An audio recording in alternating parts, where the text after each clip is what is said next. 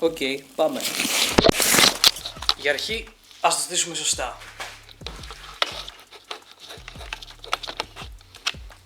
Δεν ξέρω αν θα μπορέσω να πουλήσω ούτε ένα χαλί, αλλά θα προσπαθήσω μπροστά στην κάμερα. Γεια σου, είμαι ο Στάμος και σε αυτό το κανάλι θα προσπαθήσω να δημιουργήσω κάτι το οποίο με ενθουσιάζει πάρα πολύ. Μια DIY επιχείρηση στην οποία θα φτιάχνω custom χαλιά, όπου μπορεί να έχεις δει και στο Instagram, στο TikTok.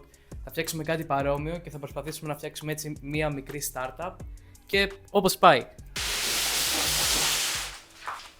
Αυτός εδώ είναι ο χώρος όπου θα φτιάχνω τα χαλιά.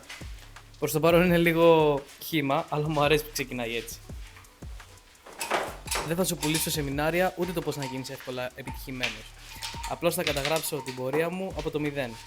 Να δεις μαζί μου το πώς στείνεται ένα μικρό δημιουργικό brand με ειλικρίνεια, νεράκι και πολλή δουλειά.